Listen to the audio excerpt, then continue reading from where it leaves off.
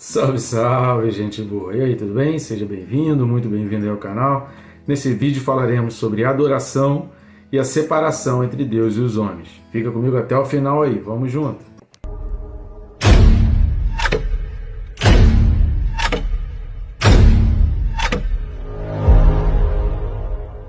Mas antes, não esqueça de se inscrever no canal. Clica aí no botão para se inscrever bem rápido e aproveita e já clica no sininho.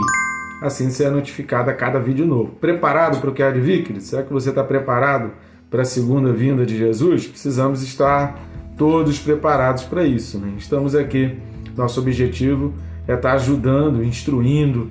É óbvio que não são pregações aqui, mas ajuda bastante no entendimento do final dos tempos e das coisas que estão por vir. Então curta, comente, compartilha, curtindo e comentando. O próprio YouTube já mostra isso para mais pessoas e compartilhando você faz esse vídeo chegar a pessoas que eu jamais conseguiria. Posso contar contigo, querido? Vamos junto nessa tarefa de levar a palavra de Deus a cada vez mais longe. Texto desse vídeo, Apocalipse capítulo 11, versículos 1 e 2. Apocalipse 11, versículos 1 e 2, diz assim: Foi-me dado um caniço semelhante a uma vara, e também me foi dito: Dispõe-te e mede o santuário de Deus, o seu altar e os que naquele adoram. Mas deixa de parte o átrio exterior do santuário, e não o meças, porque foi ele dado aos gentios. Estes, por 42 meses, calcarão aos pés a cidade santa. Então aqui o que a gente começa já a observar, a gente está entrando nessa parte final do interlúdio, que vai aí até o versículo 14 do capítulo 11, e a gente no próximo vídeo já vai começar a introduzir as duas testemunhas. Então começaremos a falar a respeito das duas testemunhas a partir do próximo vídeo. Mas esses dois versículos, eles são muito importantes para nós compreendermos e termos um entendimento completo aí daquilo que Deus está falando para nós. Essa menção do caniço, semelhante a uma vara, e a ordem, mede o templo, mede o altar, é muito semelhante ao que está lá descrito em Ezequiel 40. Eu recomendo a você a leitura de Ezequiel, capítulo 40, onde é dado a Ezequiel também essa visão de medir o templo. Como se trata tanto de Ezequiel quanto de João de uma visão espiritual, muito dificilmente esteja se falando do templo propriamente dito como construção humana. Mas há uma figura do templo, e cada templo, seja no tabernáculo, seja no templo construído a partir de Salomão, na visão do tabernáculo, lá do deserto, da descrição daquilo que Moisés e o seu povo construíram, naquela visão ali do tabernáculo havia somente um pátio exterior, somente um átrio exterior. Já na visão de Salomão, esse átrio exterior ele já tinha uma divisão, ou seja, haviam dois átrios exteriores. Importante a gente entender que dentro dessa figura, dessa composição do templo, o Santo dos Santos e o lugar santíssimo não era lugar para qualquer um entrar. No lugar santíssimo, apenas o sumo sacerdote entrava uma vez por mês, uma vez por ano. E no átrio interior, querido, somente os sacerdotes podiam entrar. Nesse átrio exterior, era o átrio, ou lugar onde os adoradores cultuavam, louvavam ao Senhor. Esse átrio exterior no tempo de Jesus era onde ficavam as bancas que as pessoas vendiam animais para o sacrifício. Esse átrio exterior era dedicado, por exemplo, como a gente pode ler no Salmo capítulo 84. Então o Salmo 84 fala que melhor é estar à porta da tua casa, melhor é estar nos átrios, melhor ficar 1000 anos, um ano, né, nos teus átrios do que 1000 fora dele. Todo aquele contexto ali está falando desse átrio exterior. Davi também vai falar a respeito dessa figura do átrio exterior, dessa representatividade, que o átrio exterior, a princípio, na sua essência, teria sido criado para a adoração, para o louvor, para o culto, para cultuar. Mas já na época de Jesus, esse átrio exterior ele foi completamente deturpado. E a gente vai começar a perceber que esse átrio exterior, como a gente vai ler aqui em Lucas, capítulo 21, a gente vai ver que esse átrio exterior ele vai tomar uma outra conotação. Vamos dar uma olhada lá em Lucas capítulo 21, versículo 24. Lucas 21, 24 vai dizer assim: cairão a fio de espada e serão levados cativos para todas as nações, e até que os tempos dos gentios se completem, Jerusalém será pisada por eles, até que o tempo dos gentios se complete.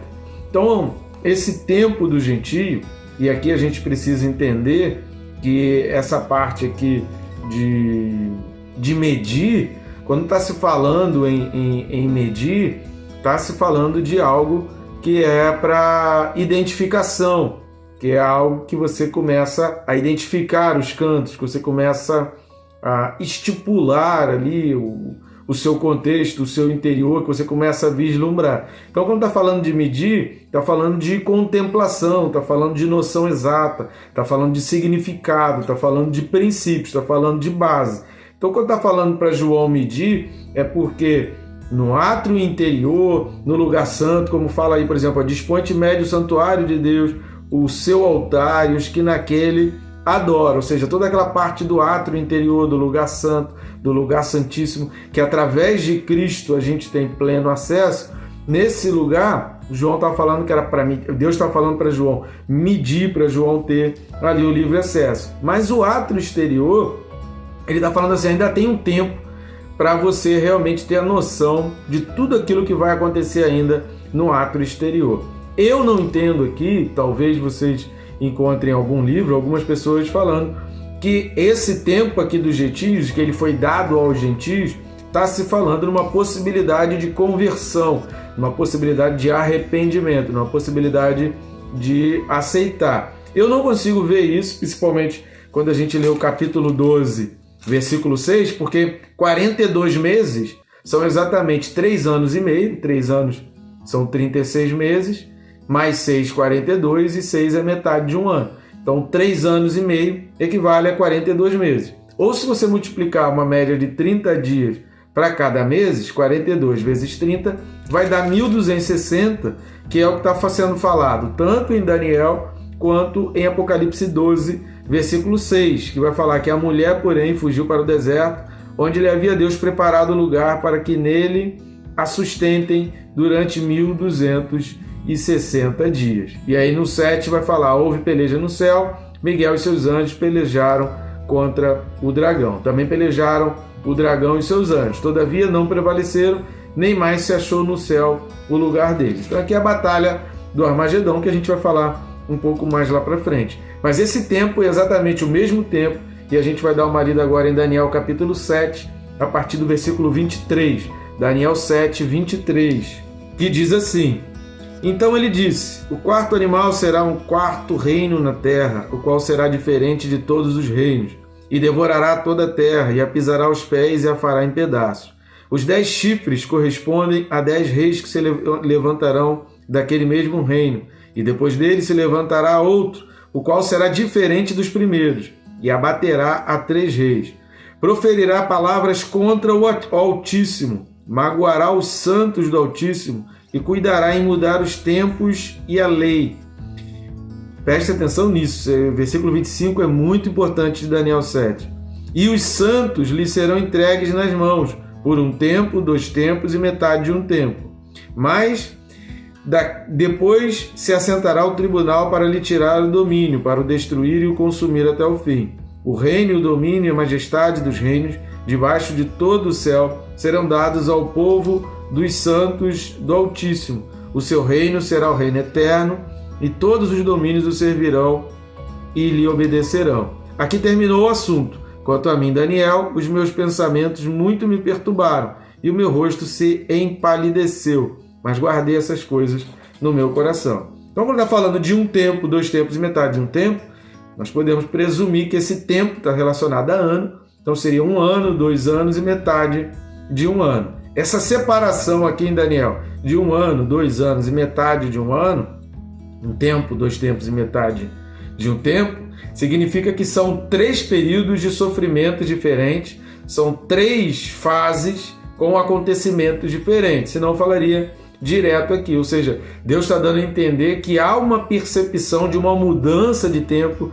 Então, entre o final de um ano e os outros 2 anos seguintes, há uma mudança drástica, que há uma percepção de que acabou um ano. Então isso vai ficar muito evidente quando chegar essa época aqui, de que acabou um ano e está iniciando uma nova etapa. E aí, ao final de 2 anos, novos acontecimentos vão surgir, vai surgir novas mudanças, e que vai haver essa percepção de que se passaram 2 anos. E aí, durante 6 meses, haverá então as novas medidas. Agora, esse um ano é um ano normal nosso de 12 meses? Muito provavelmente que sim. Porém, a Bíblia ela não deixa isso tão clara. A gente não pode falar aquilo que a Bíblia realmente não está dizendo. Então pode não significar que seja o tempo exato que a gente imagina de 12 meses. Mas é certo que há um tempo determinado, é um tempo limitado, que a gente sabe que há um início e fim, que a gente sabe que esse um ano ele tem um início e um fim. Se é um ano como a gente conta o tempo hoje, ou se é um outro período de tempo, a gente não tem muita certeza. Muito provavelmente, eu particularmente, acredito que seja realmente um ano.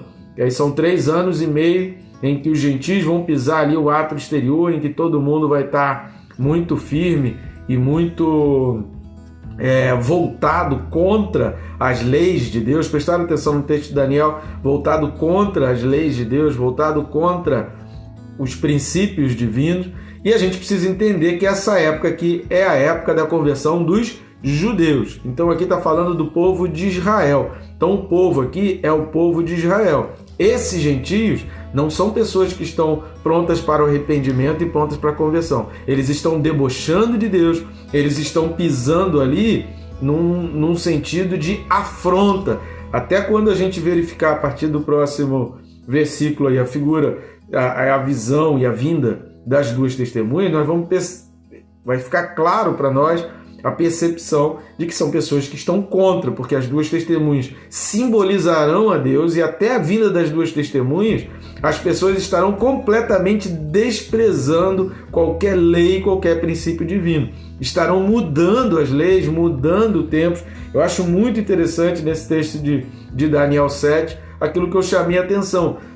Umas grandes mudanças estarão acontecendo.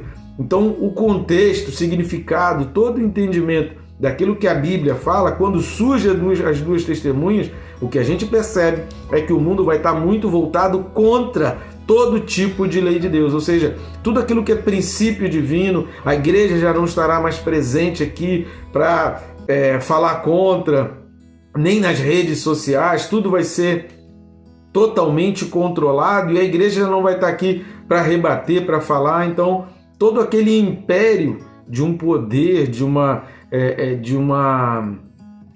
vida completamente, ideologias completamente contra qualquer princípio de Deus, estará sendo implementado. Isso fica muito claro na visão de Daniel no capítulo 7, a partir do versículo 23, mais especificamente o versículo 25, que eu fiz questão de frisar e chamar a atenção. Então isso a gente precisa entender, e a gente já tem que começar a ver os sinais. Querido, quando você começa a ouvir uma trovoada, quando você começa a ver nuvens se movimentando, são sinais de que a chuva está vindo. Você não precisa esperar a água descer para você imaginar que vai chover. A chuva, ela anuncia, ela vai mostrando, você começa já a ver longe. A gente já começa a observar hoje, de longe, que essa tempestade está vindo. A gente já começa a observar hoje sinais de que isso está vindo para nós. Sinais de que essas leis estão apontando exatamente para aquilo que Apocalipse já está alertando.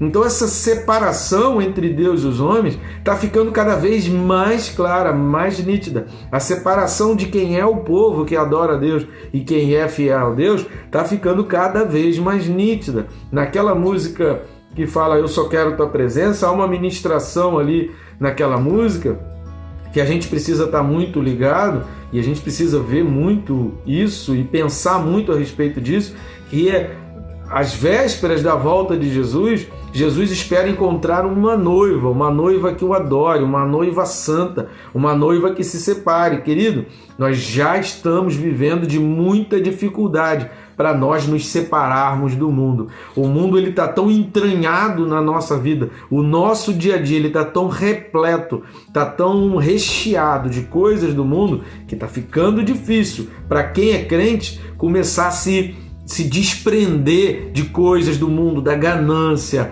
sabe, dos alvos exclusivamente materiais, que não adianta você pensar em ganhar dinheiro, em conquistar coisa, se isso não for revertido para o povo de Deus, para ajuda carente, para ajuda de missionários, de nada vai adiantar, querido, de nada vai adiantar. E como diz lá em Ezequiel, no capítulo 3, isso vai ser requerido, esse sangue nosso.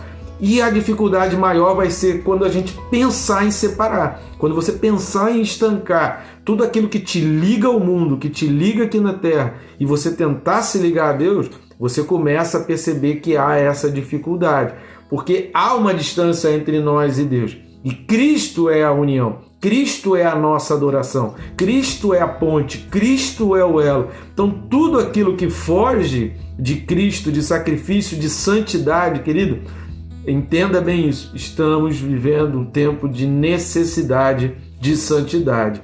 Quando João está falando aqui, foi-me dado um caniço semelhante a uma vara, e também foi dito desponte e mede o santuário, isso aqui aponta, querido, para a gente entender a existência do santuário, que o átrio exterior era separado do átrio interior. Então quem acessa o átrio interior, querido, ele tem autorização. Mais do que ter uma autoridade é ter uma autorização, são coisas diferentes, porque para entrar no átrio interior tinha que ter uma autorização divina. Cristo é hoje a nossa autorização divina. Naquele tempo era a figura do sumo sacerdote, era todo um sacrifício, toda aquela figura da bacia, dos sacrifícios de animais, de uma representatividade que ele tinha perante o povo, e mesmo assim ele ainda ia amarrado para entrar no Santo dos Santos. Então, a gente precisa entender hoje que quando está falando aqui, João não mede o átrio exterior, há uma separação, tem que ter uma autorização. Essas pessoas que estão no átrio exterior, zombando de Deus, preste atenção nisso, a gente vai começar a observar isso a partir do próximo vídeo. As pessoas estão zombando de Deus, zombando das leis. Leia de novo Daniel capítulo 7, que você vai ver isso em função de quê? Mudanças nas leis, mudanças nos tempos. E a gente precisa estar muito ligado a isso, querido. Há uma separação entre Deus e os homens. E o que une? É Cristo. E não tem como entrar no átrio interior sem santidade, sem separação do mundo, sem nós nos desfazermos das coisas desse mundo, sem nós largarmos de lado as mochilas e as cargas que a gente carrega desse mundo. Então isso você precisa ter em mente. Comece a se desprender, comece a fazer um estanque das coisas que te ligam demais a esse mundo e pense como está a tua vida de ligação com Deus. É tempo, querido, da gente se voltar para a adoração, para a gente adorar ao Deus em espírito e em verdade. O que está falando em espírito e em verdade? Não basta adorar apenas no teu quarto quando você fecha a porta. Tem que ser do teu lado de fora, tem que ser na hora que você trabalha, tem que ser na hora que você vive, tem que ser no teu dia a dia, tem que ser em todas as situações. Cristo precisa estar presente em todos os momentos da tua vida. E qualquer dinheiro que você ganha, a obra de Cristo, ela precisa estar em primeiro lugar. Por quê? Porque isso vai te disciplinar a não se segurar demais no dinheiro e não achar que o dinheiro é mais importante que amizades, que família, que a ajuda ao próximo, que aos carentes, que aos missionários, que a obra de Deus. Quando a gente se desprende e a gente cria essa disciplina de se desprender para doar, a gente consegue controlar o dinheiro e não ser controlado pelo dinheiro. Quem não consegue se desprender, separar dízimo, quem não consegue fazer uma oferta, ajudar pessoas carentes, ele começa a ser dominado pelo dinheiro. Então ele começa a ser cego e começa a se tornar ganancioso demais pelas coisas materiais. Cuidado, querido. É tempo da gente se desprender, porque a separação entre Deus e os homens, ela só consegue terminar em Cristo. É em Cristo que a gente vai encontrar isso. Leia Efésios capítulo 2 e 3, que vai falar muito claramente a respeito disso. Então é tempo, querido, da gente começar a entender que as coisas no mundo já estão apertando. É sinal de que a chuva está vindo, é sinal de que coisas estão vindo. Então, segure-se em Deus, segure-se firme. Eu creio que nessa época aqui, a igreja já não estará mais presente e eu e você estaremos com Ele já na glória. Amém, querido? Que Deus te abençoe, rica e abundantemente.